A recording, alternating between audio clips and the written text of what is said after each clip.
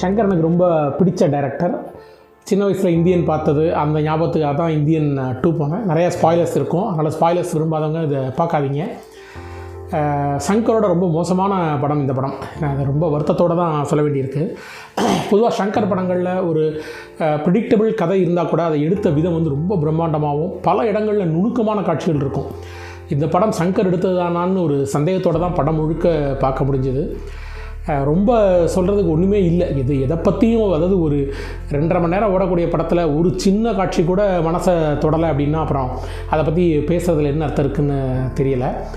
என்ன ஒரு நல்ல ஒரு நாட்டு ஒன்று என்ன யோசிச்சுருக்காங்கன்னா, இந்தியாவே அந்த இந்தியன் வரணும்னு நினைக்குது, அந்த இந்தியாவே இந்தியனை விரட்டி அடிக்குதுன்னு யோசிச்சுருக்காங்க. இது நல்ல பிளாட். ஆனால் அவங்க அதை கையாண்ட விதம், அதை எக்ஸிக்யூட் பண்ண விதம்லாம் ரொம்ப பேத்தட்டிக்காக இருக்குது. படம் முழுக்க டப்பிங் படம் பார்த்த ஒரு ஃபீல் தான் இருக்குது. கமல் வந்து இது ஹிந்திலே பேசியிருப்பார் போல இருக்குது, தமிழில் டப்பிங் பண்ணியிருக்காங்க போல இருக்குது. வசனங்கள் அங்கங்கே பளிச்சுன்னு இருக்குது. அதுவும் ஆரம்ப 5 நிமிஷங்கள்லாம் நல்லா பளிச்சுன்னு இருக்குது வசனம்.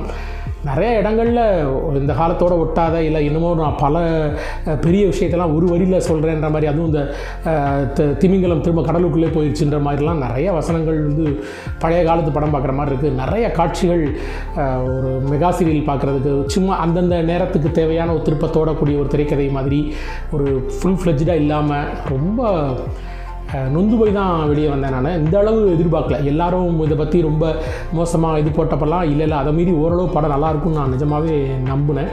இந்தியன் 1 வந்தப்போ முதல்ல ஆரம்பத்தில் இந்த படம் வந்து எல்லோரும் ரொம்ப குப்பைன்னாங்க. நான் பார்த்துட்டு அவ்வளவு குப்பெல்லாம் இல்லை, நல்லா தான் இருக்குதுன்னு தான் நினச்சேன். அப்புறம் அந்த படம் தான் ஆஹா ஓ கல்ட்டுன்னு சொன்னாங்க. ஆனால் அது 2க்கும் இடைப்பட்ட திரைப்படம் தான் இந்தியனுங்கிறது. இப்போ இந்த படம் பார்க்குறதுக்காக இந்தியன் 1 பார்த்தப்போ பல காட்சிகள் ரொம்ப மெல்ல இருந்தது. பட் 20 வருஷம் கழிச்சு அப்படி தான் இருக்கும். இந்தியன் 2 அந்த இந்தியன் 1 விட இப்போ பார்க்குற இந்தியன் 1 விட மோசமாக இருக்குது படம். பாடல்களில் வந்து 2 பாட்டு நல்லா தான் பண்ணியிருக்கிறார் அனிருத். பாடல்கள் நல்லா தான் இந்த காலத்துக்கு ஏற்ற மாதிரி தான் இருக்குது.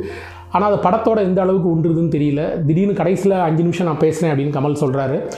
விஜயகாந்த் மாதிரி முதல் சீன்லேருந்து கடைசி சீன் வரைக்கும் அப்படி என்னமோ பேசிக்கிட்டே இருக்கிறாரு. காதுலாம் வலிக்குது படத்தில்.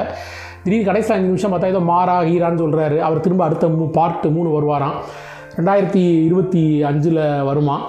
அப்போ கண்டிப்பாக போய் நானே திரும்ப இதே மாதிரி யாத்திரை வந்து பாருங்கள். அதாவது இந்த பழைய காலத்து விஷயங்களை நினச்சி பெரிய ஆட்கள்லாம் பழைய காலத்து நினச்சி திண்ணை பேச்சை பேசுவாங்கள்ல, அது மாதிரி தான் அந்த படம் இருக்குது.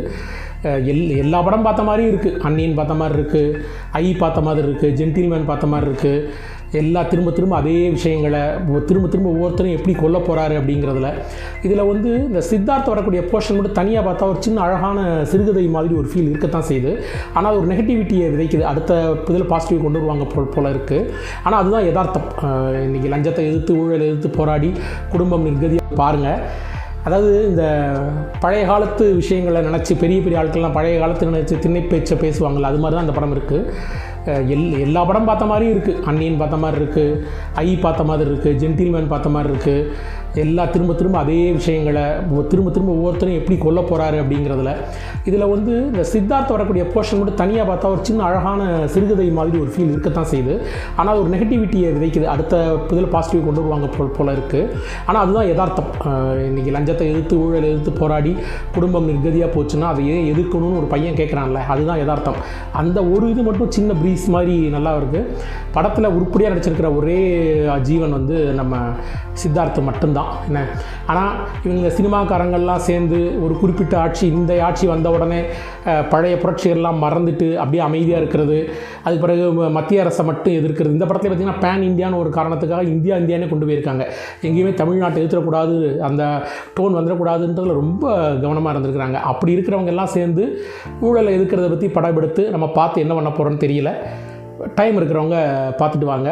ஷங்கருக்கு ஒரு நல்ல கம்பேக் பண்ண வரணும். ஏன்னா தமிழ் இயக்குனர்களில் ஷங்கர் ரொம்ப முக்கியமான இயக்குனர். தமிழில் நிஜமான பிரம்மாண்டத்தை தமிழில் அறிமுகப்படுத்திய, சாத்தியமாக்கிய நவீன கால இயக்குனர்களில் அவர் ரொம்ப முதன்மையானவர். அடுத்த படமாவது அவருக்கு நல்லா வரணும்னு எதிர்பார்க்குறேன். கமல் பற்றி சொல்ல மறந்தாவே இருந்துக்கலாம், ஞாபகம் வந்துருச்சு. பாவமாக இருக்குது கமலை பார்க்க. நடக்க வரல, நடிக்க வரல. பழைய காலத்து இந்தியன் 1 பார்த்த கமலை நினச்சி பார்த்து வருத்தப்பட வேண்டியிருக்கு. இதில் கமல் பார்ட் 3, அதாவது இந்தியன் பார்ட் 3 வேற வர்றாரு போல இருக்கு. அதுலையாவது நல்லா இருக்கான்னு பார்ப்போம். நன்றி.